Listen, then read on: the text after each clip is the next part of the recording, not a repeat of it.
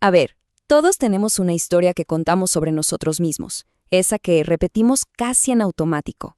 Pero, ¿qué pasaría si esa misma historia, en vez de ayudarnos a conectar, nos estuviera aislando? Justo de eso vamos a hablar hoy. Vamos a explorar esa idea y a ver por qué quizás, solo quizás, es momento de dejar de contarla. Ok, vamos a empezar con algo que a lo mejor pica un poco. Seamos honestos por un segundo. ¿Las historias que contamos sobre nuestra vida de verdad son tan interesantes para los demás? Sí, esas anécdotas que sacamos en cada reunión. ¿De verdad la gente está al borde del asiento escuchando o, seamos sinceros, simplemente son aburridas? Y ojo, que esto no es nada nuevo, no es un problema de la era de Instagram ni nada por el estilo. Para nada. De hecho, la primera advertencia sobre esto viene de hace miles de años. Nos tenemos que ir hasta los antiguos filósofos estoicos, porque ellos ya se habían dado cuenta de esta maña que tenemos los humanos. Aquí lo tienen, directo del filósofo estoico Epicteto. Él lo dijo sin pelos en la lengua. En público, evita hablar con frecuencia y en exceso sobre tus propios logros y peligros. No es tan agradable para otros escuchar sobre tus asuntos. Uf, así o más claro. Es una observación súper directa, ¿no?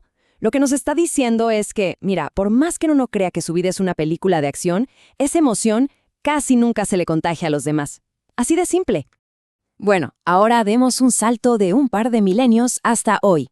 Resulta que los pensadores modernos le pusieron un nombre bien técnico a esto que Epicteto ya había cachado. Le llaman la falacia narrativa. Y este concepto es la clave para entender por qué tenemos esa necesidad casi compulsiva de contarnos historias.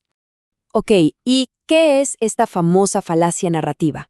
El término es del pensador Nassim Taleb, y básicamente se refiere a esa manía que tenemos de agarrar un montón de eventos del pasado que no tienen nada que ver entre sí y ¡pum!, los metemos a la fuerza en una historia con sentido. Es como si nuestro cerebro necesitara ordenar el caos, ¿saben? Crear un cuento con principio, nudo y desenlace. El problema es que esa sensación de que todo encaja, de que todo tiene sentido, en el fondo, es pura ilusión. Miren, es básicamente esto. La realidad, la vida como es lo de la izquierda. Un relajo de eventos desconectados, un montón de cosas que pasan al azar, pura complejidad. Pero, ¿qué hace nuestra mente? Prefiere 1000 veces lo de la derecha.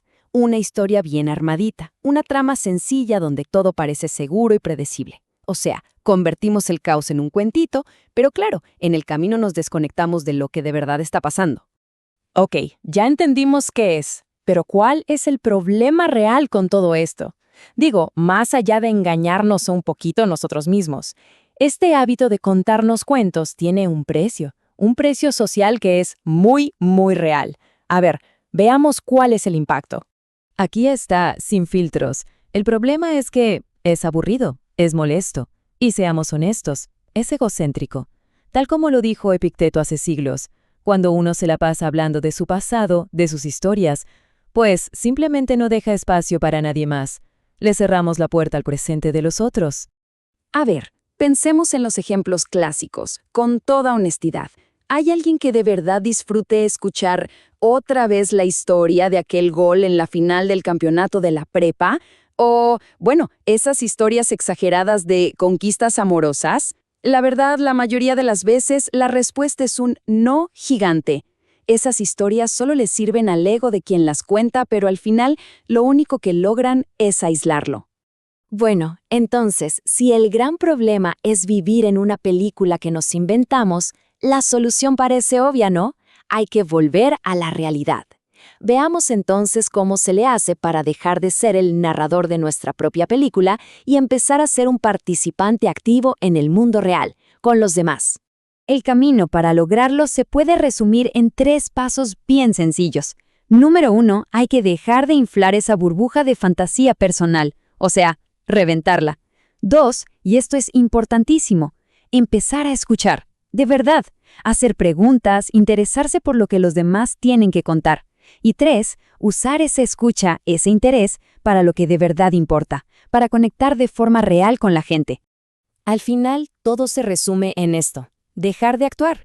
La vida no es un escenario para que uno esté dando una función sobre quién fue. No, se trata de conectar. Y una conexión de verdad, esa solo pasa en el presente, en el aquí y el ahora. Pasa cuando hay un diálogo, no un monólogo. Así que para cerrar, queda una pregunta flotando en el aire. Después de todo esto que hemos platicado, ¿qué historia personal quizá ya es momento de dejar de contar?